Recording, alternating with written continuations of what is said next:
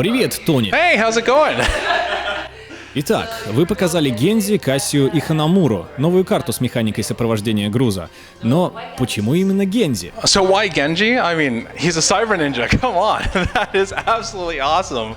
And who wouldn't want a cyber ninja in the Nexus? You know, as Tracer would say, the world could always use more cyber ninjas. And it's also why I don't do British accents. But anyhow, Genji specifically, like he's a lot of fun, and one of the reasons we chose him is he brings a lot of versatility to the Nexus. He brings something that we don't currently have in our hero roster, and that's the hero who kind of plays that harassment role that you can kind of poke at heroes from afar using your shurikens.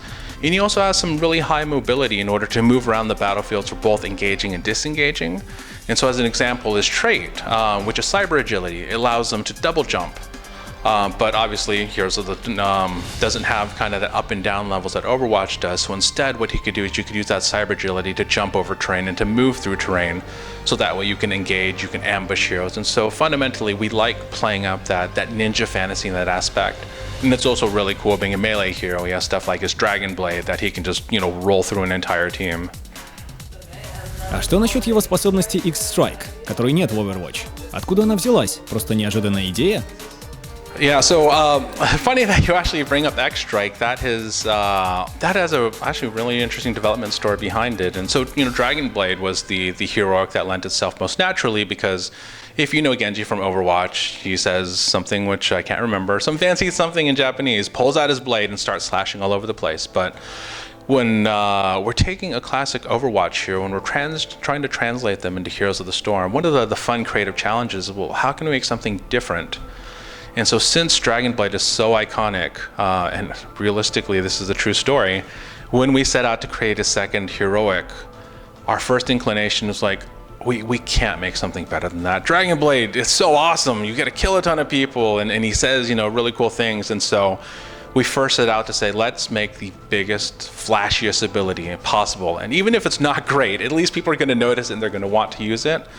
And so we came up with that idea of having him jump off the map and then laying that X on the ground and dealing a huge amount of damage. And so fun from a gameplay standpoint, it was actually really cool because it gave him a little bit of evasion. So for that small period of time that he leaves the map, you actually can't damage him. So it's a really powerful scenario that if you're trying to duel him.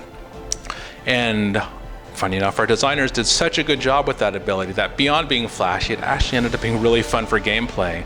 And even to the point where people now that were playing Genji were like, yeah, that Dragon Blade thing? I think X-Strike is really the one you should take all the time. And so I think they did a little bit too good of a job. And so the funny thing is we actually ended up going back to Dragon Blade and we actually had to buff that. So initially Dragon Blade just did a slash in front of him.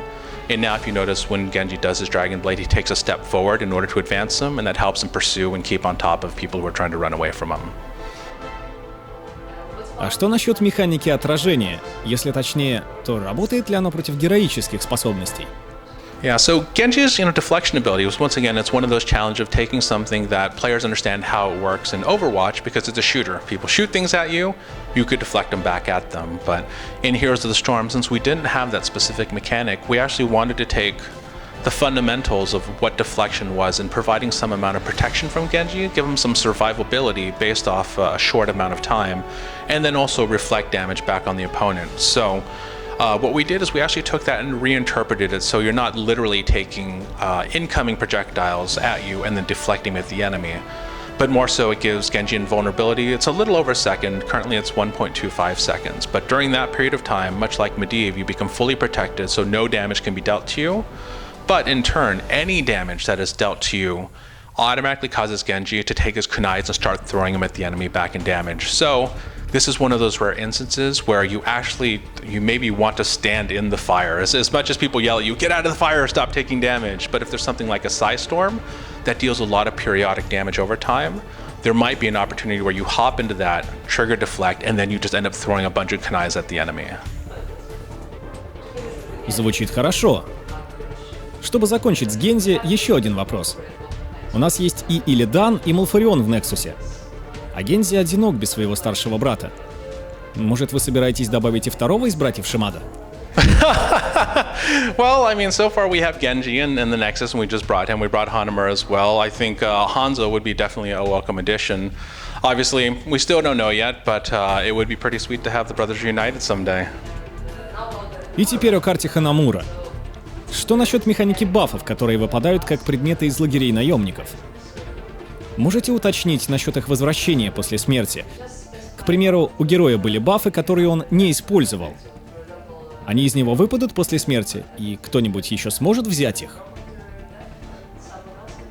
Oh, yeah, definitely. So, first and foremost, mercs on Hanamura are a little bit different from the mercs that we currently have on the battlegrounds. So, instead of pushing down a lane, when you take over the mercs, instead they'll drop a power-up that you can pick up. And if you've played Warhead Junction, it actually functions very similar to this, where if you defeat a merc camp, an example, the recon camp, there's 3 different gangsters, and they're the gangsters you actually have seen from the Overwatch Dragon cinematic. They're the ones wearing the Oni masks. They drop a Dragon Spirit coin, and when you pick that up, it actually goes into your slot for the F key, much like the nukes work for Warhead Junction. You can carry that around the battlefield. When you use it, it goes away. However, if you don't use it, and you happen to be killed at the time, you'll actually drop that item onto the ground. So at that opportunity, it's a free-for-all. Your team can go for it and pick it back up. The enemy can do so. So once again, it creates a nice opportunity for gameplay to fight over that pickup and determine who gets it.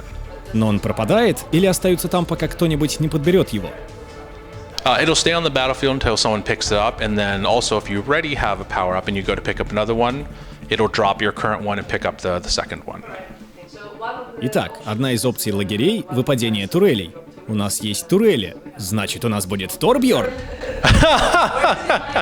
Turbjorn! Funny enough, in working on Overwatch map, Turbjorn was actually a really big inspiration for this merc camp. As you can see, we have a mechanic, and he's got a mechanical arm, and he's actually healing his turret.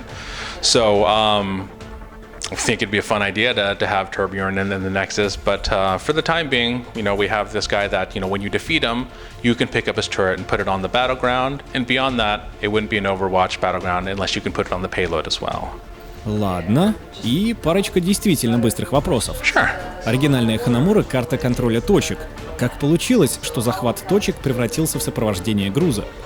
Yeah, so that's one of the beautiful things about the Nexus is we have the opportunity to work with the different teams within Blizzard and to take the worlds that they have created and to take that and reinterpret in the lens of the Nexus. And so fundamentally, a funny story on this one is we wanted to make a payload map when we were working on Overwatch. However, in working on a payload map and talking to our artists, they're like, you know what? We've done a lot of fantasy stuff. We have some sci-fi stuff. We would absolutely love to do Hanamura. It's gorgeous. It's Japanese. It's different from anything else we've had. So those 2 ideas kind of came together, and that's how we ended up bringing it all together. Ну и последнее, скорее маленькая просьба.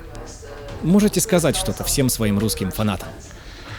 Привет, Tavern of Heroes. Спасибо. Поделитесь с нами комментариями, подпишитесь на наш канал на YouTube и увидимся в Nexus. Видео сделано командой Tavern of Heroes.